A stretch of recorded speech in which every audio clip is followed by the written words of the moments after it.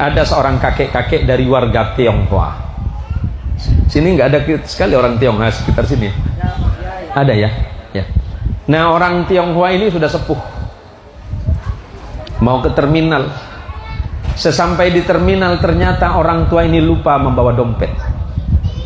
Lupa bawa dompet. Di antara penumpang itu nggak ada satupun yang peduli. Abang saya datang.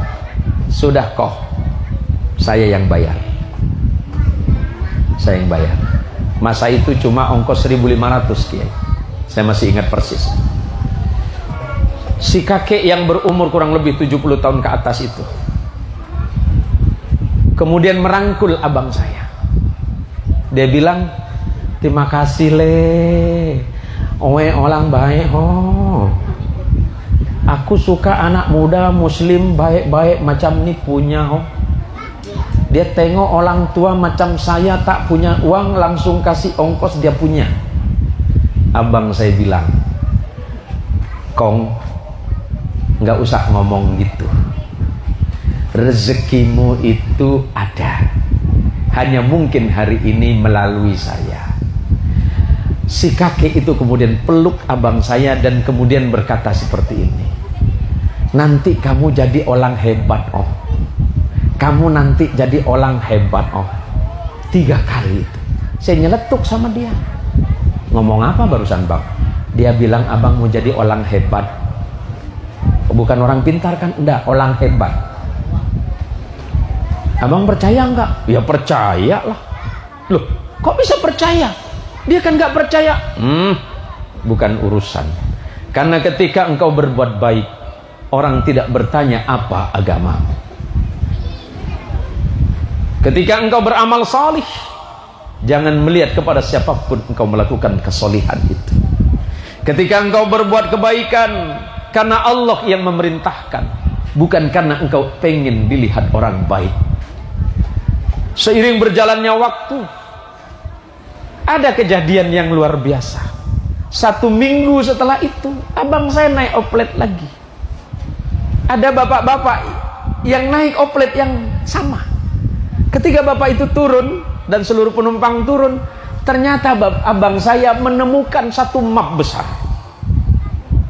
Dan isinya semuanya surat-surat berharga. Pada hari itu abang saya bilang, Zen, ikut abang. Ambil motormu, kemana? Kita antarkan ini. Saya lihat itu cek pak. Saya bilang, duit semua nih bang. Bisa dicairkan mulutmu itu. Ini besar bang. Besar menurutmu, tapi kecil di sisi Allah. Tumben abang soleh, saya bilang gitu. Biasanya abang yang ngejar saya tak betul. Kau nih gitu. Kita cari pak, cari alamat orang yang punya cek ini. Ternyata ketemunya di Jalan Merdeka.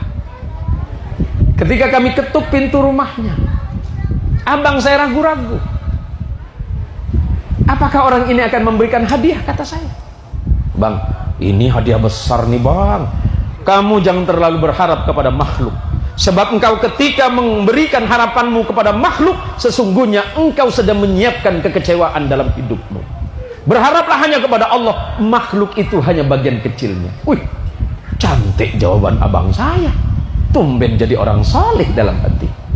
Nyampe di tempat itu, kami tidak disambut dengan baik-baik saja. Malah sebaliknya, kami dicurigai maling. Kamu yang ngambil ini. Astagfirullah pak. Ingat-ingat pak, tadi bapak naik apa? Saya naik oplet dari ini. Iya. Bapak turun di mana? Bapak tadi lupa, saya turun yang terakhir. Saya temukan ini. Saya masih punya niat baik kepada bapak. Tapi seandainya bapak menganggap itu bukan kebaikan, saya serahkan kepada Allah. Indah bahasa abang saya. Pulang, abang saya itu istighfar terus. Astagfirullahaladzim, astagfirullah. Saya tanya, kenapa istighfar bang? Apa karena orang tadi nggak ngasih dua uang yang banyak? Bukan. Kalau sampai abangmu ini tidak beristighfar, mungkin tadi terjadi keributan. Sudahlah saya berbuat baik malah tidak dianggap. Tapi tidak apa-apa. Toh Allah yang menilainya semata, bukan manusia. Apa yang kelihatannya baik bagi sisi manusia belum tentu itu baik di hadapan Allah. Seperti itu. Seminggu kemudian Allah membalas dengan kebaikan yang sempurna. Tiba-tiba orang pertama yang naik oplet yang saya ceritakan pertama tadi mencari alamat kami. Mencari alamat kami. Kami bingung tahu dari mana orang tua ini kami tinggal. Si Cina Tianghua yang sudah sepuh ini mencari kami. Apa yang dia katakan? Anak muda, kamu kemarin yang nolong saya waktu di oplet. Saya datang kemari bukan menawarkan apapun. Tapi kalau memang engkau maukah engkau bekerja untuk saya? Bingung kami. Bekerja apa, Pak? Pekerjaannya ringan. Dan mudah-mudahan cocok untuk kalian. Saya tidak siap bekerja waktu itu karena saya masih di pendidikan. Dan barokah kejujuran. Walaupun itu sederhana. Abang saya diangkat sebagai pengawal pribadinya bertahun-tahun. Kenapa? Karena barokah ajaran dari guru kami waktu kami ngaji di madrasah, waktu kami ngajar di TPQ yang selalu mengajarkan, nak, jangan ambil hak orang lain sekecil apapun.